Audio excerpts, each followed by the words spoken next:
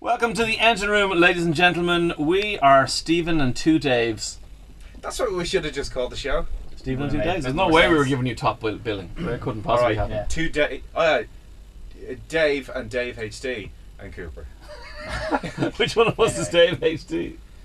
Really depends on my mood. Alright. Yeah, and what way I receive both of you. Yeah.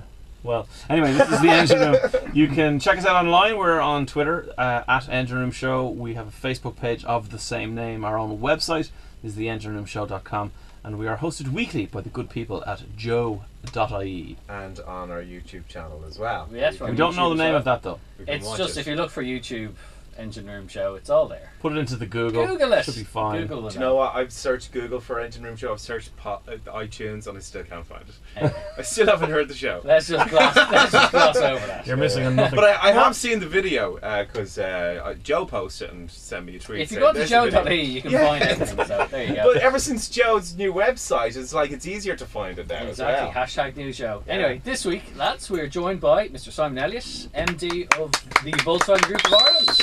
Hello, Simon. One of them I. Welcome aboard. Simon, it's a big undertaking, this, because you don't just cover Volkswagen. Obviously, it's a five brand. Five brands, yeah. We've got 5 brands: Volkswagen, Audi, Skoda, Seat, and of course Volkswagen commercial vehicles. Which is remarkable. I mean, I think a lot of people are probably vaguely aware of a Volkswagen Audi tie-over, but like Seat and Skoda, it gives you such a scope across so many brands. Yeah, it's a fantastic company. I just wish that Ireland's economy was better, because then I'd be looking after Bugatti, Porsche, Bentley, and Ducati, and anybody else. But yeah, at the moment it's the brands that we have. Oh, we'll get there. We're doing all right. I We're think you're doing doing okay with 5 so far, I think, and they're all performing brands. So I think that's We've got 27% of the car market and 27% of the van market. So Really? yeah, so it's doing all right. It's, And is it true that you had the first 132 sale as well? I don't know about that one, but we'll claim it. All right, fair enough. Yeah. Well, once we know Nobody knows. Congratulations. Well, the knowledgeable person inside is nodding. Yes, possibly. maybe. unconvincingly. when we're recording this, because these things don't go out exactly at the same moment that we're. Although this one might, will it? Next week. Next week. Okay, so next week, when this one goes out to everyone's ears, we will have moved on into August. We'll have had the first 132 and the first split year ever in Ireland. I know you've campaigned hard for this because you obviously come from the UK, where this is standard practice. Yeah, well, thanks for recognising that I'm from the UK. Scunny. I thought I was actually camouflaging myself very well. Absolutely, I was convinced. there's been 2 registration plates in the UK for a long time. It originally used to be just one, and that's actually August the 1st tomorrow. Okay. Which is my birthday as well, and Happy birthday. I guess I should have been called Reg. How come we didn't bring cake? Reg. No birthday cake. This is 4 Where's- shows in a that's row without the cake. cake vending machine outside. There Is that is filled there up? is something that we'll do after we're finished, which isn't cake related, but it is birthday related. But we'll get to that. We'll get But to yeah, that. no, we have 2 The bumps. registration plates anyway, and it's the first time July is obviously now we're in August. It's the first time July's been here. First 132, and I've got to say, without being really boring in this environment, it's been quite successful. Well, I think it's interesting for people to know, because obviously new car registrations happen a lot in December, January, I guess, and maybe February a little bit as well. And then for the rest of the year, it's difficult unless it's I don't know, fleet stuff or. I liken our industry to being a squirrel, if I'm honest. You have to collect all your nuts in and gather. And gather up. Why did he point at me? Cooper, your face immediately. Everyone knows. I can see Child that. in the room, Stephen Cooper. No, but you have to, Nut gatherer. you have to collect enough food to see you through the rest of the year. And, Yeah.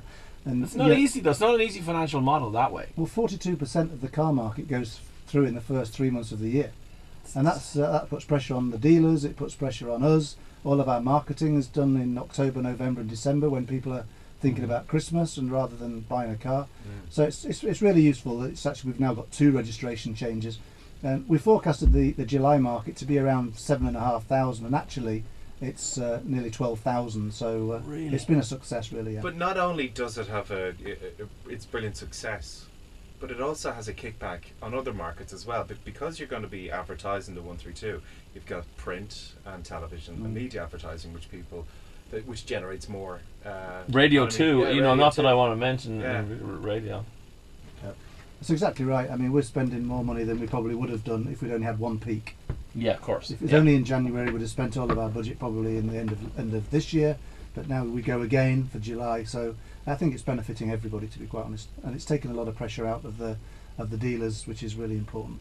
Now, out of all the brands that you're involved with, do you have a favourite? And it's the most unfair question you'll ever been in this room. It is, and I do. You do, and you're not going to answer. No, I mean the great thing about my job is that I get to drive probably whatever I want to drive, really. Yeah, And it's a bit like Humphreys. yeah, He gets to drive whatever he likes. yeah. I think, I mean, my wife's got a Seat Alhambra. She's had it a week, Nice. and she absolutely loves it. And yeah, a lot of people probably don't know about the Seat brand, but it's the top-selling people carrier in Ireland at the moment. So we love that as a family. I've had a Golf GTI, which I absolutely loved. You know, having raced you probably know I raced a Volkswagen Caddy van in the Volkswagen Cup. Right, yeah. And people often say to me, if you could have any car, what would you have? And I said, actually, I'd have a Caddy van. Really? Because I just love the Caddy. I think it looks so cool on the road. I drive an Audi S5 at the moment. Nice. I've had a Skoda Superb, which is equally. Oh my god, I love those it's cars. a great car. I mean, I'm under the opinion that every taxi in the world should be one of them. And I'm sure you will be as well. Oh, cha-ching! that would be brilliant. Yeah, that would be good. They're so roomy. Yeah, but no, I think you know, I when I went for an interview back in 1981, I went to an interview at Volkswagen. I joined them, but I've had a gap in between. She said to me, "What's your ambition in life?" And I said, "I want to own a Porsche." And I didn't think we'd ever buy the company, but You couldn't just buy a Porsche, you had to buy the whole company. But a couple of years ago, I bought a 911, and I'd always wanted one. I wanted the Guards red one, and I had it a week, and 9 mice moved in. You are kidding. 9 mice lived in my Porsche. Were they blind mice? No, they were dead. They are dead mice. Oh, they were dead I mice. would imagine very quickly. It was amazing because they transferred the entire contents of a bag of peanuts that I kept for the bird feeders into the car as well. I mean, they were really, Oh my Clever god. mice. really cheeky mice. Yeah. Yeah. I have a story about a mouse in a car, if I can throw this in there. Please. I remember I used to live with another DJ friend, and we were off on our way down to a gig, and he was driving a short wheelbase Pajero, commercial Pajero, and he gets into the car, we pull out of our driveway, and we literally go about 2 houses down. He pulls the handbrake up, starts screaming, jumps out of the car, and drops his trousers, grabs his mag light, and starts baiting his trousers in the middle of the street while he's in his boxer shorts. Cooper's neighbours are all like, oh, another friend of Cooper's. A mouse which had been living in the car went up his leg and right dear. up into his crotch area while he was driving. Dear. And all I could do was think, why isn't this in 15 years when I'd have an iPhone I could film this? Ian Redmond, what a legend. Quick name drop. So, Quick name drop. obviously, you're probably fairly busy during the day, looking after 5 brands. What, as the MD of the biggest group in Ireland, certainly for brands, how do you sort out your day, or what's an average day kind of like for you? No, it's really difficult. I think that question, if you ask anybody, whatever job they're doing, it's almost impossible to say what you do on a daily basis. I mean, today, it's the last day of the month, so it's been. Am I allowed to say that? Yeah. Oh no, it's fine. Is that right? It's the last day of the month, so obviously it's 2014. It's really push, and it's Yeah. about talking to the dealers about making sure that all of our registrations are completed. We've also had one of the guys from Audi, Ingolstadt's been over, a senior guy. We've been talking to him. We had a meeting about network development, making sure our dealers were doing the right things this morning. We've had an acquisition of one of our dealers has been bought by another dealer. We've had our 6-monthly customer satisfaction reporting as well from Volkswagen brand today, so we've had a meeting on that. So you've got to be multitasking all of the time, and it's a bit like plate spinning. There's always one brand that's doing well and another one that's maybe got one model that needs some attention, so you focus on that. There's issues with dealers, there's the good, the bad and the ugly there. But generally speaking, it's just making sure that our dealers are looking after our customers as effectively as we can and keeping our 5 factories happy. That's dead easy. Yeah. You don't get too bored there. No. Well, I would imagine that you have somebody to manage your diary as well. Yeah, I have a great PA. But I've got great people, and I think that's the same as any business. If you can't do it all yourself, and the day you think you can is the day you may as well pack it in, because you've got to empower people, you've got to trust people's judgment. And but what I've really enjoyed, I've been here 2 years tomorrow as well, actually. Oh, right. And what I've really enjoyed is when I first came here, I thought Birthday and anniversary. I know, and I never ever thought I'd know where County Meath was, or where I live there. is Galway. It's magical. Where's Galway and where's Waterford? And my God, Brilliant. is that over there? But actually, you get more and more and more into the country as well. And Yeah. for me, it's not been about managing 5 brands. It's about managing a culture change. Of course. And I've got to say, I've really, really enjoyed that part of it. And your family as well, obviously. So that's, Yeah, I've got my wife and kids here. They're really, really happy. It's going to be a real wrench if they ever want to move me somewhere, because my wife's really happy and the kids are happy at school and they've got great. I think we've got more friends here than we've got in England after 2 years. Genuinely. Fantastic. They're fake. It's because of who Yeah. you are. That's it. Yeah, They're all looking for a free they've all car. got free cars. They've all got free cars. It's like the Joneses Street. Everybody's driving Passats and Golfs. Let's move away from cars just for a second. I realise it's a motoring podcast and it's like Motorbikes. No. Oh. Yeah, I like bikes. I've had plenty of bikes. Oh, really? Yeah, I've had 3 Ducatis, a Fireblade, Nice. GSXR 750 Suzuki, and I'm. There's a definite commonality there amongst all. So I know, but I'm even looking at a Harley now, Oh, so really? maybe that's a The old my age. potato juggers. But the best fun you can have with your clothes on is a Caterham. yeah. I've had 3 Caterhams, and if nobody knows what a Caterham is, check out a Caterham, because it Oh. is a unbelievable experience on 4 wheels. Really? Yeah, it's essentially It's about a as close motorbike as you can on get to have a 4 wheels. motorbike on Yeah. 4 wheels. Yeah, Yeah. yeah. Incredible cars. And then- Well, what I wanted to do is not Yeah. take the conversation to motorbikes, but to football. Ooh, yeah. Because I heard a rumour, correct me if I'm wrong, but were you or were you not a director of Scunthorpe United? My favourite football logo. What with the fist or the girder? The swish and the colours of it. It looks retro. It's like a swish, isn't it? He's completely split. Yeah, it's wrong as well. I'm going to get that logo while you tell us all about your football Well, success. it's not a switch. It's not. Well, no, we're talking about Scunthorpe. We're not talking about success in Scunthorpe. No, yeah, it's true. I was a director at Scunthorpe United for just under 7 years. Wow. It was good times actually. We were second from the bottom of Division 4, Yeah. which is effectively Division 2 in the UK, Yeah. and we were going out of the league fast. My best friend is Brian Laws, who was the manager of Scunthorpe United. Actually, I brought him over here to. Short time he was manager of Shamrock Rovers Yeah. last season as well, and he was sacked. So me and the chairman basically took over the board and reinstated him. We survived Division 2 that year. We got promoted the following year to Division 1. Survived Division 1. Then, unbelievably for a team like Scunthorpe, the population of only 60,000, we got up into the Championship. Oh my goodness. Then there's all sorts. Brian then went to Sheffield Wednesday and then Burnley. We used to sing "Who Needs Mourinho? We've got our physio." we appointed Nigel Adkins as our manager, who was our physio. He then went on to become manager of Southampton, yeah. and now at Reading. My claim to fame is being involved in the buying of Gary Hooper, who's just made the club a lot of money again. We sold him to Celtic, and we get a Kick sell back on now. when he's gone. Now he's gone to Norwich, and a player called Billy Sharp, who we bought for 100,000 from Sheffield United. He was on loan at a club called Rushton and Diamonds. And we bought him. He was on loan there. We bought him from Sheffield United for just over 100,000, and a year or so later sold him back to Sheffield United for 2 million. So Am I under the understanding that I don't know? Did you ever see? Was it the Brad Pitt movie where he's Moneyball. Moneyball. Does that happen? What he does in football? Then it's basically you're buying players to grow them, so it's No. like you're investing in them. Well, sorry. By the way, there's the swish, the flag oh, thing. that's not really a swish. It is a girder and a fist, which was my explanation. Yeah. It looks pretty Cooper, and that's all that But matters. I'm pleased that it's Girder your and a favourite fist just logo. sounded rude. Again. The Scunthorpe United logo is Yeah. a swish. It is swish. You can't really draw an equation between what happens in Moneyball and what happens at a club like Scunny. But because what happened in Moneyball was they were still in the top division.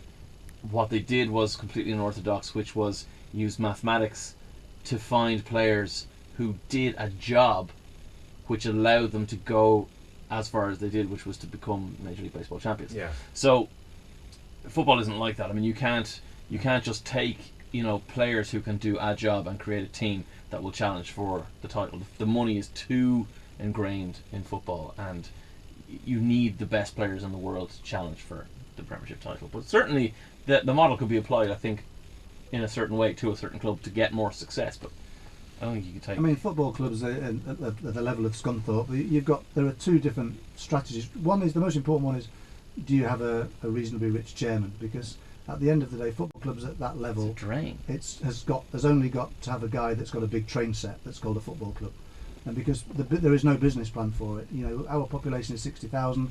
We'd get 5,000 supporters there if we're lucky once every 2 weeks. That doesn't pay £2 million, which is the wage bill. Why? But why has it? I know footballers, like Premiership League footballers, get paid ridiculous amount of money, and it's probably too much money for something that they do. Would Can I just, because I'm not, again, this isn't motoring, we shouldn't talk, but anyway. They've all got nice cars. No, I'm They gonna, do play I was just gonna Okay, make well, it back let to me that, just yeah. say that I think- No, I'm happy that they buy all that because they all buy nice Audis. There is, Volkswagens and Gusto then. there is something terribly unfair about football, and from the point of view of the public, the punter. No one else's wages are broken down by the week. And the reason they're broken down by the week is because years ago, in the 30s and 40s and 50s, they were paid like a plumber was paid, in a brown envelope at the end of the week by the manager. You walked around to his office, you picked up your, and they were paid the same. Now that we've moved on and they're Never stellar actually DJed superstars, in a nightclub, have you? Um, the end of the week, there you go. but now they're stellar superstars and they're paid a fortune. It's not an annual salary; it's per week. And to punters, it sounds obscene. But I always bring this example up. In 1997, David Beckham was the biggest footballer in the world. For a number of years. But in that year, or maybe 98, in that year he earned £7 million or whatever it was. Right, so it was thrown out that he earned this much a week, and everyone was like, you know, like jaw on the floor. How can a footballer get? He had all these endorsements. The same year, Spice World, the movie, came out, and his fiancée, Victoria Beckham, with the album, the tour, and the movie, made £12.5 million. But nobody broke her salary down by week. So somewhere in the paper it said at some point, Victoria Beckham, £12.5 million. You know, Jerry Halliwell, but nobody went, well, divide that by 52 and print it. But it's just this really unfair thing about footballers. Yes, they are paid a lot of money. But they're not all paid a lot of money. No, they're certainly not. That's the thing. Even there are even Premier League players. I mean, we had a player called Henry Lansbury, and Henry was an Arsenal player, and I think he still is an Arsenal player. But actually, he was on loan somewhere else. And Or supporter. He was no, he's definitely a player, and he was coming up through the Arsenal academy. He'd been in Arsenal since he was a kid, and he came to Scunthorpe on loan. And I tell you, his wages were nothing like his wages were the same as a Scunthorpe United player, and he was on the verge of getting into the Arsenal first team. He was in the England junior squad. You know, we had a player. The problem is that we had a player at Scunthorpe actually who is an Irish player, strangely, who was on around £1,500 a week at Scunthorpe, and was taken by another club and immediately was put on 10,000 a week, and that for me wasn't necessary. No. He would have wanted to play at a higher level. He would have probably taken a wage cut to do it, play up there. but it just seems to be ingrained that they all have to get more and more every time. But if you've been involved with Shamrock Rovers, or at least you've known something, you'll know that the problem with Irish football, professional football, was exactly that. There were certain clubs who operated completely outside of any financial plan, and they were paying players like 200, 300,000 euro a year to play football, when like 2 months previous they had been playing for €1,500 a week or whatever, you know, in another club, and they would have used to say, well, do you want to come and sign for Club X, where a bigger club got a chance of winning? Yeah, will you take an extra 200 quid a week? Yeah, I will. No, they went double, triple, quadruple your wages to come, and the lads aren't going to say no. You know, you never blame the player. But Irish football is a completely different kettle of fish. I mean, Sure it is, yeah. as you probably know, we also sponsor 5 out of the 12 Premier League teams, and Irish football is in a bit of a mess, if I'm quite honest. I mean, we're trying to do our bit to try and help it, but you know, when the season's finished, the players effectively stop being paid by the football club, and they only get paid again when the season starts. So it's not like in most leagues where there's a pre-season and a close season, they still get paid. Many of the players in Ireland actually don't get paid, probably get paid at all. No, it is really difficult. It's very, very difficult, and Irish football needs to take a very close look at itself to see what's going to sustain the Irish international side going into the future, because you know, if there are 5 or 6 or 10 exported players into the UK, that's not enough, even if you don't ever pick a player that's playing in Ireland. And let's face it, there's no Irish players playing in the Irish Irish named team. in the squad actually for the Yeah, friendly there's- discussion and there against the Fair Ones, one. And there are some good players. Derry City midfielder. Oh, very good. Yeah, he's a good player. And there's a couple of good players at Bowes as well. There's good players in the league, but will they make a breakthrough unless they play at a higher level? Well, you've got to get the Irish league sorted out to get the international. And for me, the FAI are focusing on the international setup more than the league, and that's going to go only one way unless you build a foundation back in the league first. And I'm afraid we've got to look at how the hell can we do that. Because funnily, a lot of the players who we now know as household names who who break through in the UK have all come through the League of Ireland at some point. And okay, there are still a few who went over to England at 16 and came up, but very few. A lot of them played League of Ireland and were picked at 19, 20, 21 to go over. And the League of Ireland, if it hadn't been there, we wouldn't have had Kevin Doyle, we wouldn't have had James McLean, all these players who had a chance to shine first of all here and then move across. And we could talk about football. I was just about forever. to say, so thanks for coming to Off the Ball now. Tomorrow night we'll have Ray Houghton. Yes, let's get back to cars. Right, cars. What is the future of the company? Right, we're going to. I know Humphreys was recently at a launch of a new electronic car, which is BMW i3. Yeah, and Yeah. I'm very interested about the technology about this because for a company. Because there was other companies getting involved with it, and I was like, I'm really still not convinced about electric cars.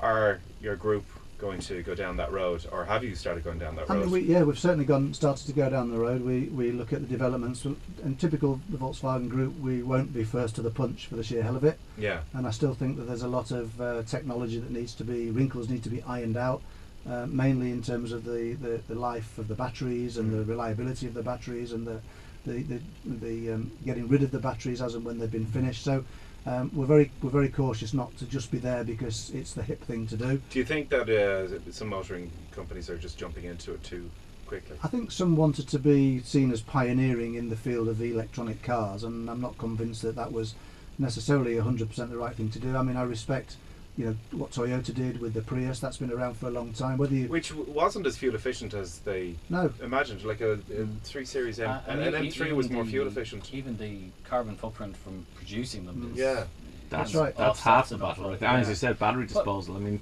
these things are nasty. Like nickel is not a friendly. What was the car? Was it in the 70s or 80s that General Motors made, and then they all recalled them and then crushed them, and there's like a big graveyard of these cars.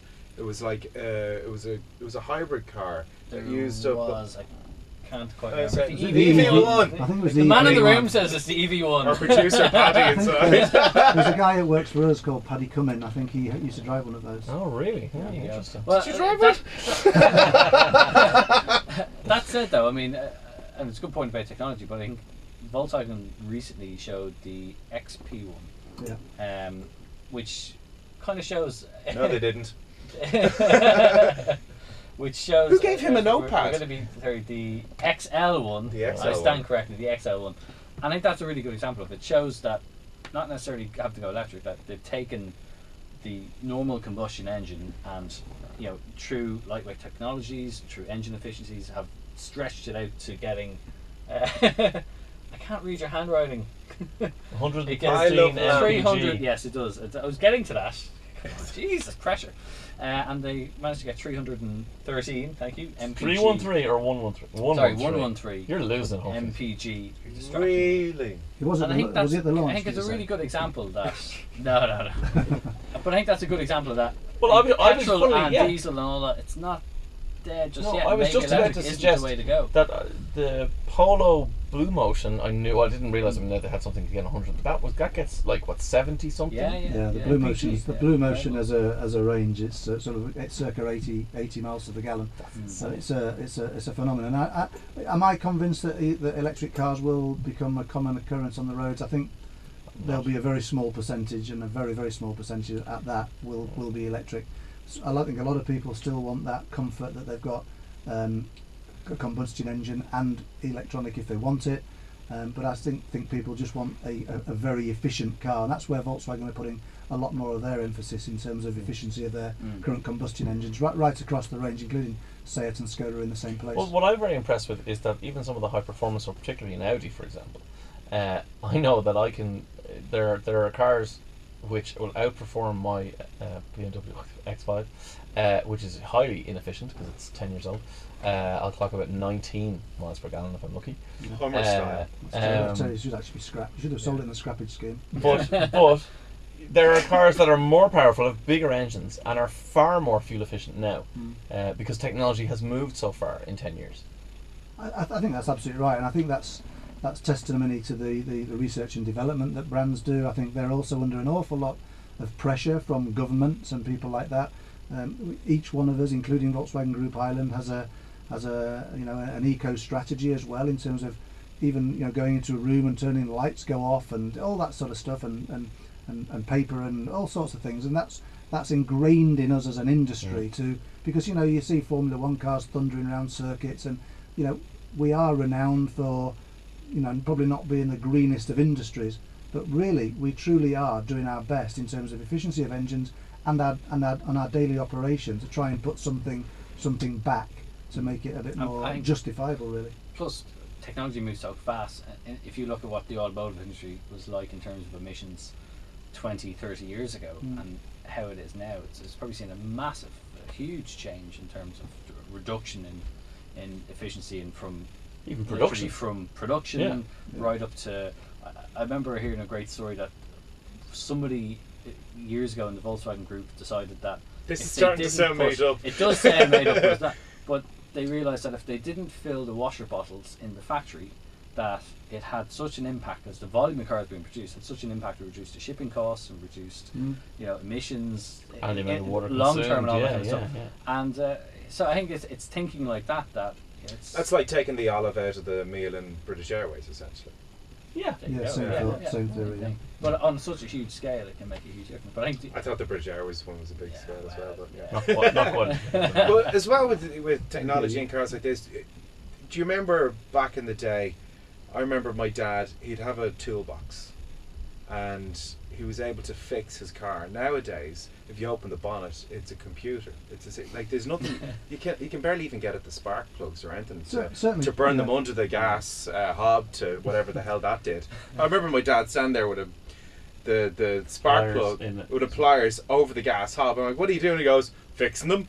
And I'm like, "Doing what though? Is that not what it does?" So I had no idea. But like that kind of like generation of people having toolboxes in the garage, being able to fix their own cars, is completely gone. It's now gone to the stage where everybody's got RIC, everybody's got AA. Do you? Other ones are available. Other ones are available. I don't know what other ones. Oh, there are Aviva and everything. So RSA, just give them a mention. Do you think that's a good thing, that people have lost the talent of being able to fix their own car? Like, some people don't even know where to put the oil in the car. Imagine. Stephen Cooper is a prime example of somebody who didn't know where to put his oil. We just need to buy him a 1974 Vauxhall Viva or something so he can have a play. But no, but seriously, Mustang I'd be happier with. That's probably true. You need a set of gauges to do that. But I think the issue now is that we still spend actually more money on our technicians, training them now, even because they actually have a bigger toolbox than they ever had before. Because it's a van. Yeah, it's a van, and also our dealerships. One of the biggest gripes that our dealers give to me is what we call the cost of special tools. And whilst you go into a beautiful new dealership and a beautiful workshop floor, and they plug the car into a diagnostic machine, that diagnostic machine tells you what's wrong with the car or what's required. It doesn't fix it. No. The technician then has got to take that readout and then go and do all the work and do it in the right order with special tools that are appropriate for that particular car. And actually it's a bit of a headache for us, because some of the special tools that are required are very expensive, and our dealers still have to invest in the training of the technician, the training of the diagnostic people, and also to buy the tools to make sure they do the job properly. And that's why you have to take your car really to an authorised dealer. It's not an advert, but the dangerous thing sounded is... like one. Well, okay, I lied, it was. But that's why, because you can't take a car with the technology that all makes, all models, not just our group, and take it to an under the arches garage and get it fixed to the same level, because they haven't got the right tools, generally speaking. What about, like, with how advanced technology is getting, and obviously most people have a smartphone now, that the computer in your car is able to either talk to your dash in your car, or on your smartphone, or on your smart TV, and if there is a problem with your car, it'll tell you what the problem is, and you can book in the problem then with your dealer. Like, are we anywhere closer to that? Solved the best app idea in the world. We've already got that one. Dave have just got that. Turn off the cameras. I mean, first of all, the computers in cars, actually you don't need necessarily your iPhone to do it, because the computer will tell you what's the matter. No, it doesn't. Generally. No, it comes up with a light, and you go, "What the hell is that?" You go to your glove box, Yes. and then you pull out this manual, which is 343,000 pages, and then you go to the index, lights, dash lights, and then you eventually find it, and you say, "Don't drive the car any further. Call the nearest garage." So. That's because you have a Kia. Stop As the man in driving the room Kias. says, stop driving All right, Kias. I'll stop driving Kias. We'll do a deal. Yeah. Actually, I drive a Kia because I bought an eco Kia, and I realised recently, because I'm doing my calculations for my mileage this week is 2,025 kilometres for my gigs around the country, and I was calculating how much it's going to cost me in fuel and what I get. So I put up how much it costs to fill, which is €65, and it averages about 700-800 kilometres for the what? Yesterday I filled my car. It cost me €143, and I get 415 miles out of that. All right, but somebody said to me, Is that a BMW? Yeah. Yeah. Yeah, not very efficient, is it? no. No, that was the genuine one. But somebody said to me, he goes, "Is that all you get?" And I'm like, What? "For €65." And this guy's driving a Opel weird name car. It's like Antara? yes. He gets 1,200 kilometers to a full tank. But depends how big his tank is. It's a €65 tank as well. Really? Yeah. So So What Antara you beats need Kia. to do is you need to go onto your iPhone that you Yeah. talk about. Just tap in www.volkswagengroup.ie and Okay. find a better car. And on that note, We have to end this on the engine room question, which we ask Oh, everyone yeah. that comes in here. So your current circumstances are the exact same. You're living where you live. You're working where you live. Working where you work. But you can have any car in the world, no questions asked, money no object. What would you drive? can I answer this for him? And we will No, let you. it's And dead we will easy. let, and you can Mouse-free pick Porsche. outside of No, the group. it's dead easy, and you could go and ask Cameron, my 8-year-old, what it would be. It'd even tell you the colour. Yeah. And I will have one of these cars, guaranteed, when they come down significantly in value. I'd have a Lamborghini Gallardo Spider in orange. nice. Sunburst I think that's orange. about the Yeah. best. Yes, it is the best answer. we've But had so because far. he said he's actually going to have it, and I believe him. Everyone else is like, a green Bugatti Veyron I've never owned. So I'll own it. But I nearly did say I used to love racing my Caddy. Yeah. And I had a Golf GTI engine, 270 brake horsepower in my Volkswagen Caddy. And this is my claim to fame, however sad it is, but I set the fastest lap at Mondello in my Caddy. Wow. True, absolutely true. Unbelievable. We've something in common. I hold a For record a in Mondello commercial as well. vehicle. Most attempts to start a Formula Yes. Shane car. On that note, Simon Elliot, Volkswagen Group, thank you very much for joining us. Thank you. This is the Engine Room. You can catch us, as we said, on twitter.com/Engine Room Show, facebook.com/Engine Room Show, our own website, theengineroomshow.com. We have a YouTube channel. We don't know what it's called. And we're on joe.ie, #NewJoe. All right, thanks a million, Simon. Appreciate it. Thank My you. pleasure, thank you.